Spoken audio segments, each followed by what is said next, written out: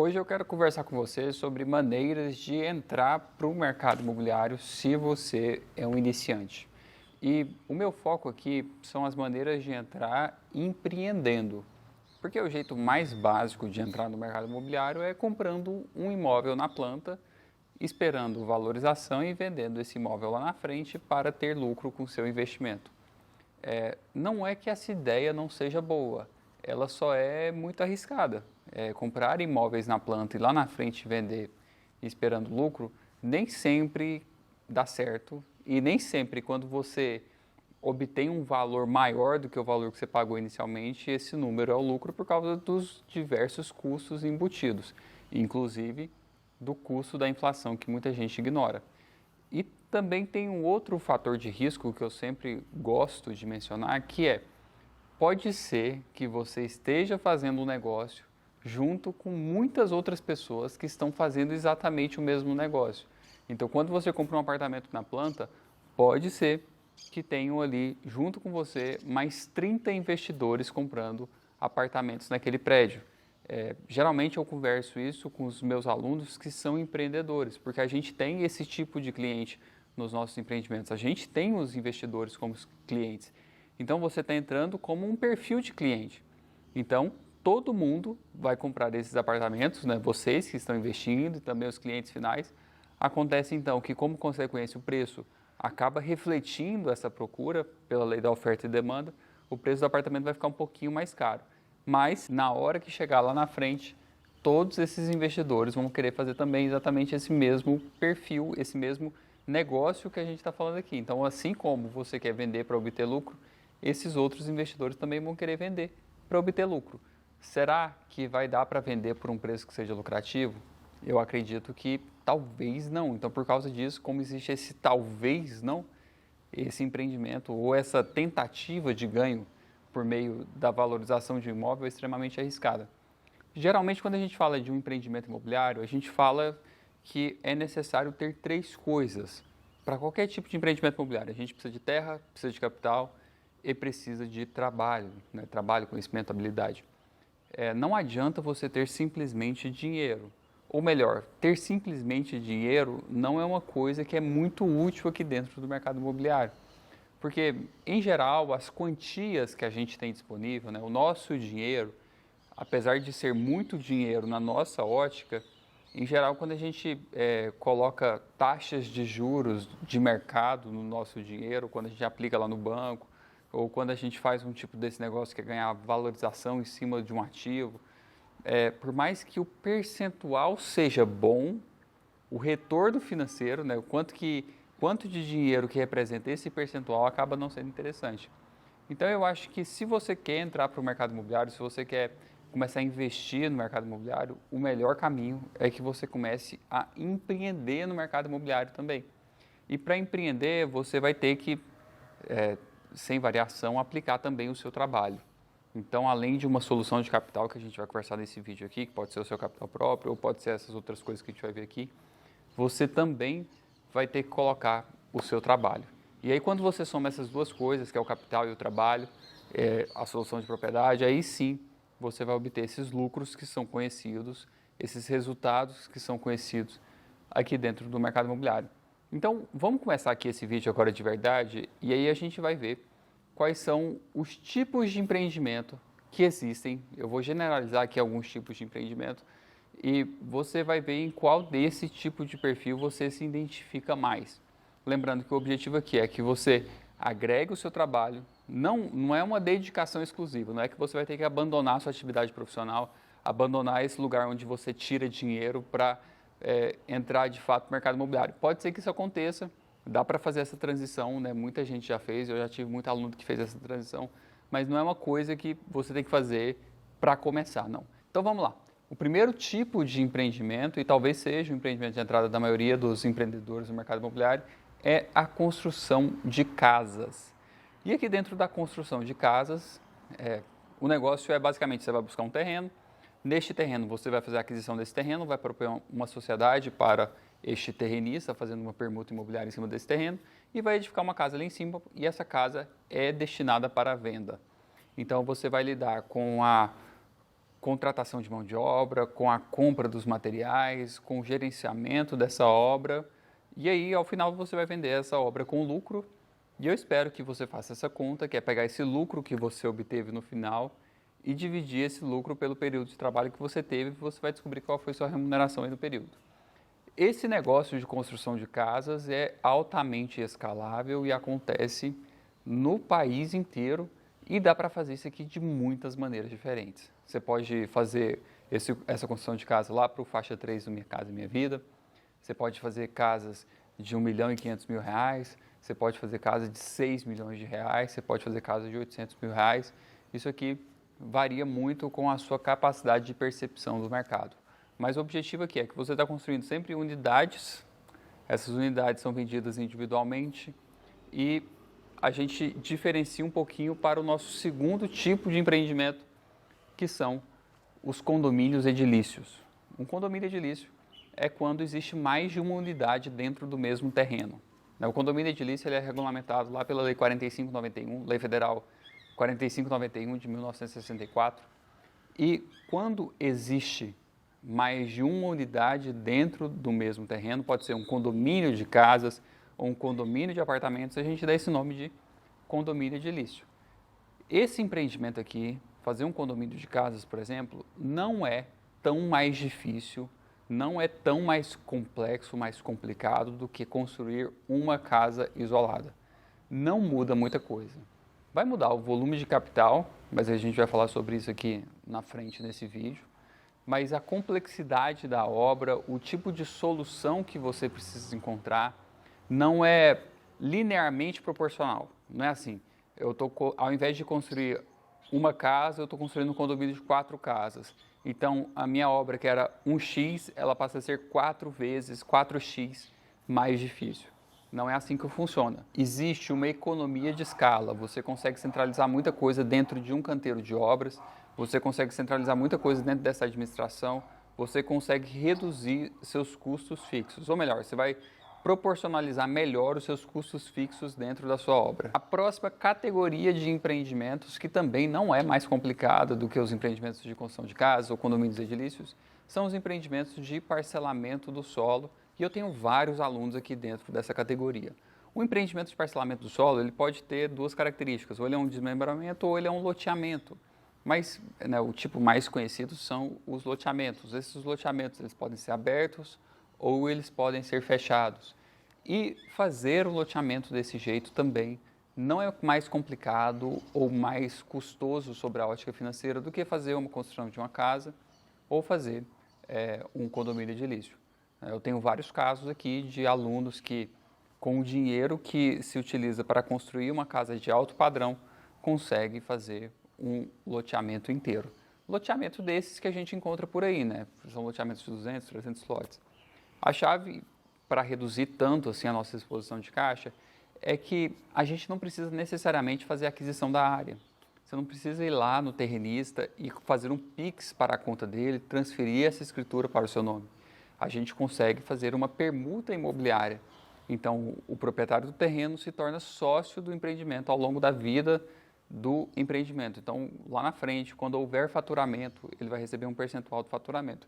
Existe uma característica financeira particular nos loteamentos que difere muito desses outros mercados, que é a solução financeira. Nos loteamentos, a gente não tem a intermediação bancária. Os bancos não financiam o lote. Quando o cliente compra um lote, ele tem que financiar esse lote por meio do loteador. Então, todo o crédito dos loteamentos, tudo que a gente oferece para os nossos clientes, acontece por meio de crédito próprio. É financiamento direto com a loteadora. Isso aqui dá um pouquinho de complicação para o nosso fluxo de caixa, mas quando você aprende a fazer, você percebe que é uma coisa que é realmente muito rentável e lucrativa. E o nosso último tipo de empreendimento que eu quero mencionar aqui, né, a nossa 4ª categoria de empreendimento, é quando a gente faz um imóvel e aí a gente não vai vender esse imóvel, mas em vez de vender, a gente vai submeter esse imóvel para locação. Então a gente compra um apartamento e esse apartamento será alugado. Ou a gente constrói um conjunto de kitnets para locação. Ou a gente constrói uma casa, ou é proprietário de uma casa, ou compra uma casa e deixa essa casa lá para que ela seja alugada. em geral, esse tipo de empreendimento aqui não é tão interessante sobre a ótica financeira. Existem alternativas de investimento que são mais interessantes. Essas outras 3 categorias que eu falei antes dessas, que é a construção de uma casa, construção de condomínio edilícios ou parcelamento do solo, são categorias mais rentáveis do que a alocação imobiliária, porque a gente agrega também o nosso trabalho. Você coloca também o seu trabalho e aí você vai ser também remunerado pelo seu trabalho. Então, isso aqui é uma coisa que, assim, se o seu foco é obter essa característica de uma renda perene, dinheiro entrando dentro da sua conta todo mês, a figura de uma vaca leiteira, beleza, você investe lá. Mas provavelmente o retorno que você está recebendo sobre o capital investido não é tão interessante e talvez você, inclusive, iria obter resultados melhores se você estivesse investindo lá no fundo de investimento imobiliário de tijolo. Inclusive tem vídeo aqui no meu canal em que eu explico isso. O que é melhor, investir em fundo ou investir direto em um empreendimento ou no mercado imobiliário? Se você tem interesse sobre esse assunto, tem um vídeo aqui no meu canal sobre isso. Mas beleza, agora que você já conhece quais são os tipos de empreendimento que a gente pode trabalhar, ou uma variação desses tipos, né? Tem gente que faz um loteamento e lá nesse loteamento também constrói algumas casas para vender. Então, se você já conhece esses tipos, agora a gente precisa falar da próxima etapa, que é sobre a solução de capital. Obviamente, é necessário ter dinheiro para empreender. Você não consegue fazer nada na vida sem dinheiro. Essa aqui é uma verdade absoluta. Você não vai conseguir sair da sua casa se você não tiver dinheiro para abastecer o tanque do seu carro. Você não vai conseguir visitar o terreno dessa obra se você não conseguir se deslocar até aquele lugar. Então, existe uma necessidade de capital que você tem que ter. E também, né, além dessa necessidade básica para sobrevivência dentro do mercado imobiliário, existe aquela capacidade de capital que é capaz de gerar diferenciais competitivos. Por quê? A gente vai ter essas soluções de capital alternativo, que é o que a gente está tratando aqui, mas o quanto você conseguir desenvolver antes de chegar nessas soluções alternativas, isso aqui vai te dando uma vantagem em termos de negociação dessas alternativas. Então, por exemplo, se você quer que seja construir uma casa, eu sugiro, né, você tem basicamente 3 maneiras de financiar esse projeto. Você pode utilizar o seu próprio capital, você vai utilizar o seu próprio dinheiro, o capital próprio. Você pode utilizar o capital de investidores, ou você pode também, se você estiver construindo uma casa, você pode utilizar o capital bancário. Existem operações de crédito para edificação, então você financia uma construção lá na Caixa Econômica Federal. Existe um requisito técnico, existe um jeito de fazer isso, um jeito burocrático de fazer isso, mas você consegue financiar, se não me engano, 70% ou 80% da obra lá por meio da Caixa. Então, existe alternativa. Mas agora, vamos lá. Suponha que você pegue essa casa e que você vai construir nessa casa para vender e que talvez seja conveniente buscar investidores em vez de buscar um financiamento bancário por vários motivos. Vai ser muito melhor você chegar nos seus investidores, nesse grupo de investidores ou nessa pessoa que vai apoiar no seu projeto, já tendo uma ideia do que você quer fazer ali em cima. Então, você já tem um terreno, você já fez dentro desse terreno um levantamento de medidas, que a gente chama de levantamento topográfico. Às vezes, você já contratou um projeto e, às vezes, você já fez até um desenho do custo de obras. Porque agora que você tem um projeto, você já consegue fazer um orçamento prévio do que vai acontecer ali em cima. Então, você concorda que agora, se você chegar para um investidor e apresentar esse projeto de investimento, esse projeto de investimento ele tem uma outra cara do que se você chegar para esse cara e falar assim, olha, você quer investir comigo? No quê? Não, estou pensando em construir uma casa ali naquele lote. E o que vai ser aquela casa? Não, eu acho que a gente vai construir uma casa de 3 quartos. Qual que é o preço? Deve ser alguma coisa em torno de R$4.000 um metro quadrado. Quer dizer, esse tipo de conversa, você vai tendo que ganhar muita... Você precisa que o investidor confie muito em você. Você precisa que o investidor acredite muito no seu potencial. Ele sempre vai ter que acreditar no seu potencial, mas me parece que quando você não estrutura nada no começo e você chega para ele já pedindo um investimento, ele tem que estar assim, 100% acreditando no seu potencial. O que eu acho que é meio difícil você conseguir ficar repetindo isso. E se você está começando, eu acho que é difícil você começar com um investidor acreditando 100% no seu potencial. Não que você não tenha potencial, porque eu acredito que você tem potencial sim. Mas beleza. Como é que a gente trabalha a solução de capital então, né? Como eu disse, você pode utilizar capital próprio, o capital de investidores ou o capital bancário. O capital próprio você vai ter que ter pelo menos algum para dar início nesse projeto e quanto mais você tiver disponível, maior vai ser o seu diferencial competitivo. O capital bancário ele depende do seu cadastro, depende da sua empresa e depende do tipo de atividade que você vai estar trabalhando. Por exemplo, se você estiver fazendo um loteamento, não existe capital bancário para financiamento de obras. Você não consegue pegar um financiamento de obras para um loteamento. Existem algumas alternativas, elas são escassas, mas não é a solução. Então, o capital bancário depende da sua atividade também. Geralmente está vinculado com atividades de construção, em que o cliente vai comprar aquela unidade construída. E tem o grupo de investidores, que é uma coisa que eu acho muito interessante para financiar, inclusive, a primeira parte da obra. Porque eu falei, né, que a Caixa, por exemplo, financia 70%, 80% da obra. E esses outros 20%, 30%, quem que financia? O seu grupo de investidores. O seu grupo de investidores é responsável por proporcionar essa solução de capital temporária e, por causa disso, lá na frente, eles vão receber uma remuneração de acordo. O que você precisa aprender a fazer na sua vida, e eu acredito que é aprender a fazer de maneira urgente, é aprender a pensar segundo uma metodologia que é muito específica e se você não tiver treinamento específico, você não vai conseguir fazer isso aqui do jeito certo, porque ela é completamente contra-intuitiva, que é a metodologia da viabilidade financeira. Você vai ter que aprender a pensar nos termos da viabilidade financeira e, como eu estou falando aqui, é impossível você estar acertando uma viabilidade financeira se você nunca estudou esse assunto formalmente. Se você nunca foi no YouTube, assistiu os vídeos do meu canal, ou utiliza uma ferramenta específica, ou fez esse treinamento em outro lugar, se você nunca fez esse tipo de estudo específico sobre viabilidade financeira, você não vai conseguir fazer isso aqui do jeito certo, porque é muito difícil. O dinheiro ele se comporta de uma maneira diferente ao longo do tempo. Você concorda comigo que receber R$1.000 hoje é uma coisa completamente diferente de receber 10 parcelas de R$100? Por quê? Se eu abrir mão de R$1.000 hoje, eu vou estar correndo algumas coisas. Pode ter o risco do cara se tornar inadimplente, pode ser que no final do período exista inflação, então aqueles R$1.000 que eu vou receber naquelas 10 parcelas de R$100 não vão ter o mesmo poder de compra dos R$1.000 hoje. E também, se não houver nenhum incentivo, se não houver nenhum motivo para eu fazer esse negócio, eu não vou fazer esse negócio. Isso aqui serve para falar, nesse exemplo bobo de R$1.000 versus 10 parcelas de R$100, serve para mostrar que o dinheiro se comporta de uma maneira peculiar ao longo do tempo.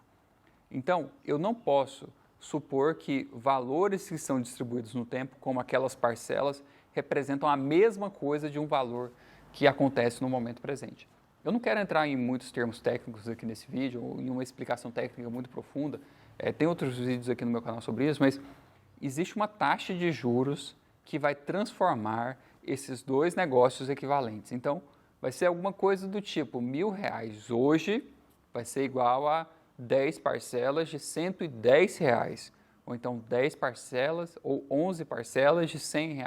Vai ter um número que vai tornar esses dois negócios equivalentes.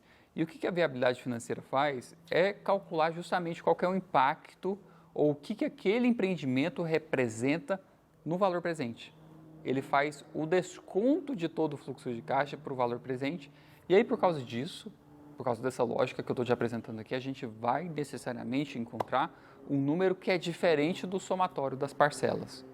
R$1.000 hoje é diferente de 10 parcelas de R$100. Então, o resultado de uma viabilidade financeira é diferente daquela conta básica. Eu vou gastar tanto no terreno e eu vou gastar tanto na obra, então eu vou vender por tanto, o meu lucro ou o meu prejuízo vai ser de tanto. Essa conta está absolutamente errada porque ela supõe que R$1.000 é igual a 10 parcelas de R$100. E para a gente aprender a fazer a conta do jeito certo, você vai ter que gastar aí um tempo, investir um tempo estudando viabilidade financeira, que é um assunto que é contraintuitivo. Mas isso aqui vai ser um tema na sua vida aqui dentro do mercado imobiliário, que é adquirir inteligência. O que eu quero dizer com isso de adquirir inteligência? É o seguinte, você vai começar a fazer um empreendimento agora, né? Você é de fora, você está entrando para o mercado imobiliário, você vai fazer alguma coisa, você vai construir uma casa, vai fazer um condomínio, vai fazer um parcelamento de solo, vai montar alguma coisa para locação. Você está entrando para o mercado imobiliário sem ser naquela perspectiva de apenas comprar um imóvel na planta. Beleza, eu posso te adiantar que você vai errar. Isso que você vai fazer provavelmente não vai ser do jeito que um profissional faria. Você não vai fazer do jeito que uma pessoa que tem anos de experiência aqui dentro do mercado imobiliário faria. Porque quem está dentro do mercado imobiliário vai aprendendo as manhas, vai aprendendo os macetes, vai aprendendo os caminhos. Então, o que vai acontecer com você também? Você vai fazer uma coisa, você vai passar por um processo de aprovação, você vai passar pela obra, você vai fazer várias coisas e você, com certeza, vai aprender alguma coisa. Eu sempre digo que você precisa, né, você que está empreendendo, você precisa ter liberdade para errar.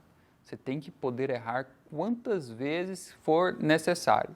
Errar tem que ser um direito nosso, porque se a gente não puder errar, a gente não consegue fazer o primeiro passo, a gente não consegue empreender. Mas agora existe um requisito para o erro, que é o seguinte. Primeiro requisito, esse erro que você está cometendo, ele tem que ser barato. Você não pode errar caro, você tem que errar barato. E o segundo ponto é que você não pode errar a mesma coisa 2 vezes. Você sempre tem que errar coisas novas. Por quê? Quando você errou, você teve que olhar para o passado, entender o que aconteceu e transformar isso em inteligência. Você tem que ganhar inteligência com a sua experiência. Você tem que olhar para os seus erros. Não é que você vai ignorar seus erros, esquecer isso, bola para frente, vamos para o próximo. Não é isso. Você tem que olhar para o erro como sendo uma excelente oportunidade de aprendizado. Você tem que olhar para o erro como sendo a sua grande escola, essa mensalidade que você pagou nesse curso de administração de obras. Você olha para o erro, aprende e fala assim, no próximo empreendimento, com certeza vai ser diferente. É muito importante você internalizar isso dentro de você e dentro da cultura dessa empresa que você está criando, no final das contas, que é a criação de inteligência. De vez em quando eu encontro por aí alguns empreendedores que seguem fazendo exatamente a mesma coisa há 20 anos. Eles seguem empreendendo exatamente do mesmo jeito, contratando mão de obra exatamente do mesmo jeito, lidando com as pessoas exatamente do mesmo jeito, como há 20 anos atrás. Mas tudo muda, inclusive a gente. Mas pode ser, de fato, que o seu negócio esteja plenamente otimizado e que não tenha nenhuma oportunidade de melhoria.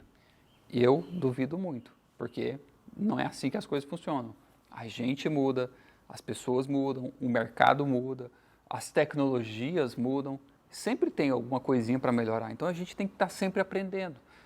Você vai criar um produto, vai colocar esse produto no mercado, depois eu vou gravar um vídeo falando sobre isso, sobre criação de produto, mas no próximo, isso que você vai ter que fazer vai ter que ser um pouquinho melhor do que esse primeiro empreendimento que você fez. O seu resultado vai ter que ser um pouquinho superior a esse primeiro empreendimento que você fez. Bem, se esse vídeo for útil para você, deixa um comentário aqui nesse vídeo e eu espero te encontrar numa próxima oportunidade.